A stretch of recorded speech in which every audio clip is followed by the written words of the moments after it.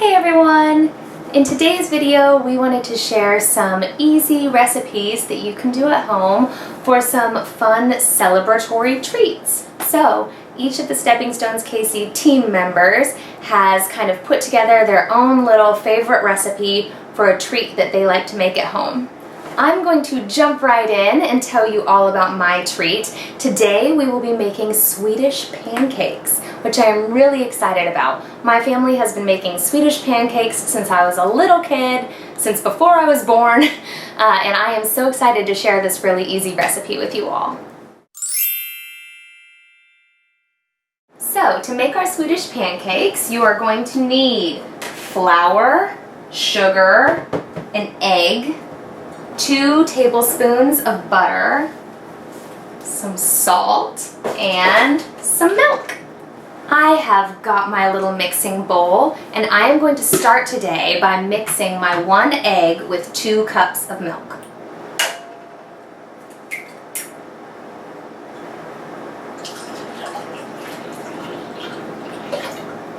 Next, we're going to put in some of our dry ingredients. So I'm going to add a 1/4 teaspoon of salt and a 1.5 teaspoons of sugar.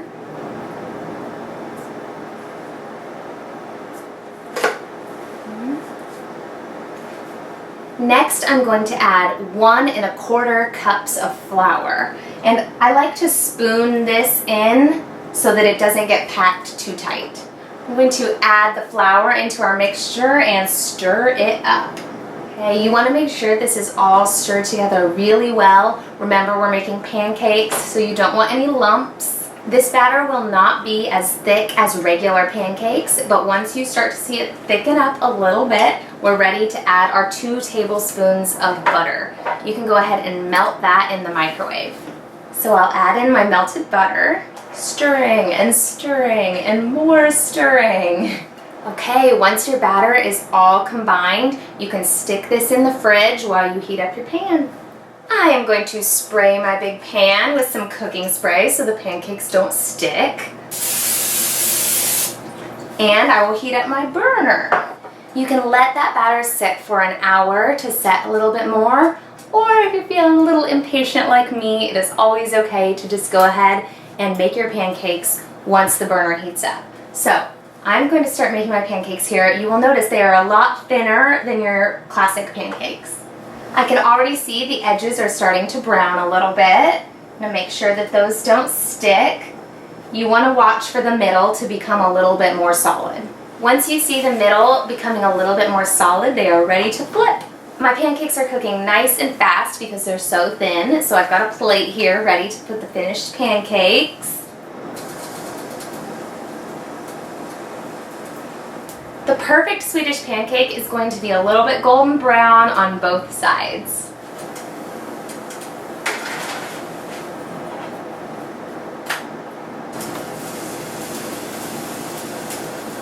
Bacon pancakes, making bacon pancakes. Take some bacon and you put it in the pancakes. It's looking good! And flip! Perfect! Let me show you my pancakes so that you can get a little bit of an up-close view. This is what mine's currently looking like. You can see it's a little golden brown and much thinner than your classic pancakes. This recipe definitely makes enough for more than just me. It's a great recipe for a family. I've got my pancakes here and I put the rest of my batter in the fridge to make later. There's also a special way that I eat these pancakes. So I'm going to start by just putting a little bit of butter or margarine on them. Then I'm going to roll my pancakes. So I'm going to just roll.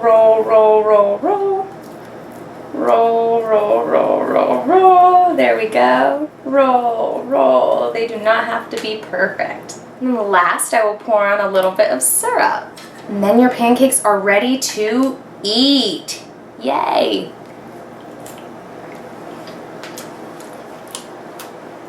So good. That is how you make Swedish pancakes.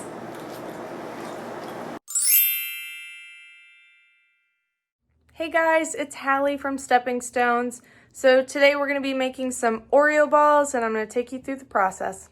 So this recipe is super easy. All you need is one package of Oreos, some cream cheese, and then some coating chocolate.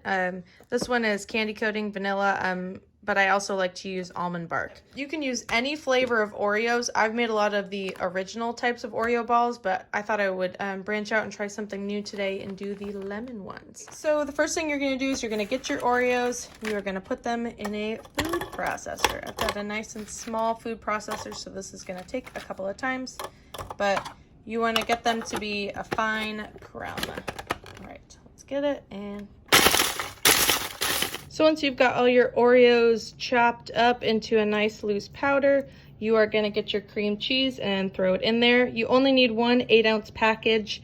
And you can try and use a spoon, but honestly, this is best mixed with hands. So a great way to involve the kids and get them to help mix it all together. And you want to get it until it forms a nice dough.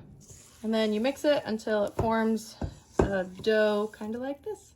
Next, you'll need a baking sheet and you'll line it with parchment paper, and you're gonna make tablespoon-sized balls and then put them on there. Then when you've got them all done, they should look like this, and then you're gonna pop them in the freezer for at least an hour to harden. I like to make mine before dinner so that I can relax, eat dinner, and come back to it once I'm done. Once they're done, get nice and cold, you're gonna melt your coating chocolate. Like I said, I use almond bark, but really any chocolate will do. You might use dark chocolate or milk chocolate if you're doing something with regular Oreos, but I like using white chocolate. Make sure when you're melting chocolate, if you do it in the microwave, do it at 30-second intervals so it doesn't burn. So you're gonna take your ball, drop it in the chocolate, make sure it's nice and coated, then get it. I like to tap off the excess so it's not too chocolatey. All right, and then put it onto your wax paper.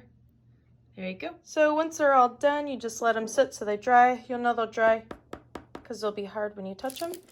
And then you grab them, and then they're good to go. Cheers.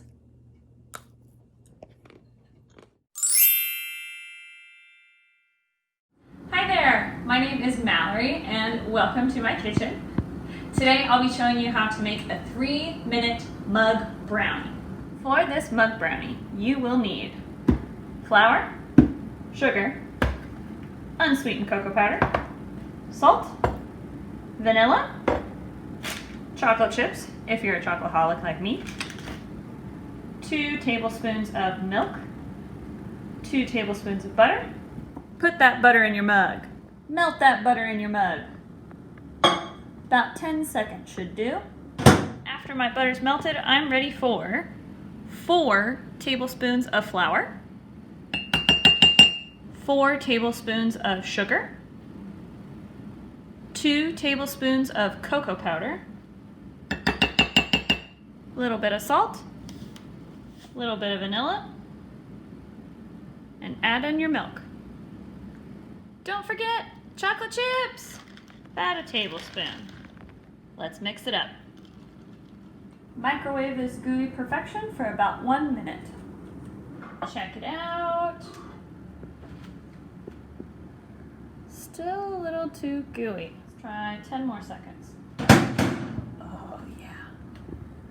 Chocolatey perfection. Still pretty toasty. Let's try it out.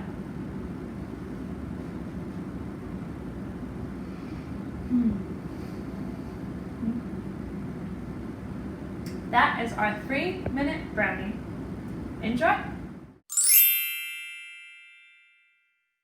Hello everyone! Today we're going to make puppy chow together. So for ingredients you need Chex Mix, peanut butter, chocolate chips, and powdered sugar. You can add M&Ms or a little treat in at the end, but you definitely don't have to. Our first thing is to melt the butter and the chocolate together.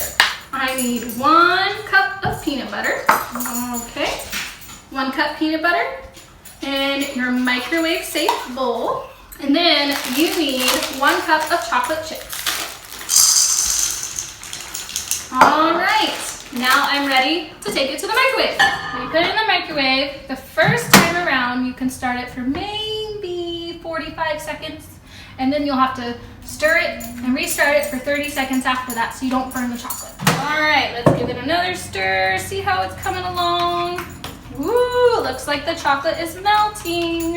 It is all mixed in, so we're ready for the next step. So I'm gonna get my other cup and grab my cereal and pour 3 cups of cereal into my big bowl. Okay, now I'm gonna pour half of this mixture in there. Here we go.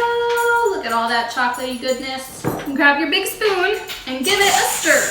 You want to get the cereal nice and coated with that chocolate.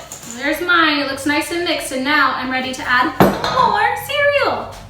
We need 3 more cups. Now I'm going to pour the rest of this chocolate in there. We need to stir in that chocolate and get all the cereal coated. We need 1 cup of powdered sugar to start. So take that same 1 cup and pour some powdered sugar in there. Now I'm gonna sprinkle it all on top.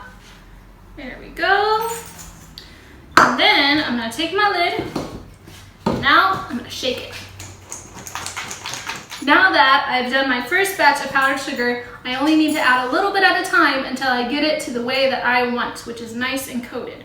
So I'm gonna give a little shake, shake, shake, and grab my lid and try shaking it around. Pretty good. So now it's ready to eat, or if you have some M&Ms or a special candy, you can throw those in. Sprinkle some in there, make it nice and colorful. Give it a little stir. I have my puppy chow ready to eat. Let's try it. So good. I hope you have fun making puppy chow with me. Bye! That was it for this video. I hope you guys enjoyed checking out all of our fun recipes that you can make at home.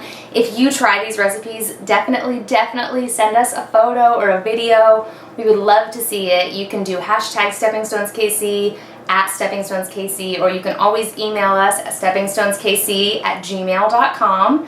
And we would love to see your photos and videos from this little experience of baking with us. Other than that, I will see you in our next video. Have a great day. Bye.